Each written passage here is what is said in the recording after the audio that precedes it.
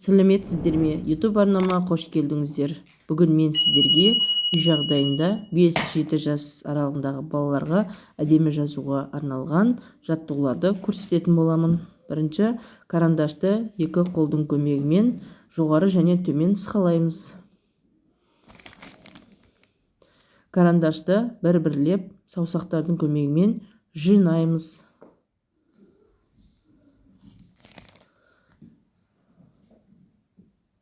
Бір-бірлеп жіберіп отырамыз.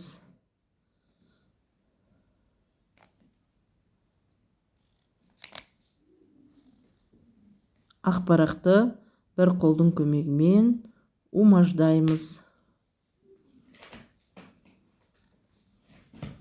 Енді умаждалған ақ парағымызды бір қолдың көмегімен бір шетінен бастап қалыпқа келтіреміз.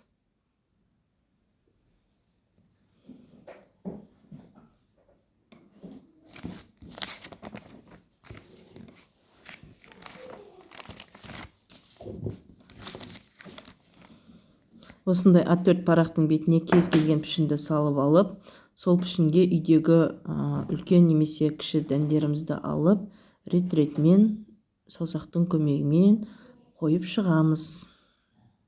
Біз осылай дөңгелекті алдық.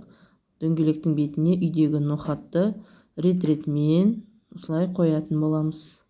Бұл баланың ұсақ моторикасын дамытады.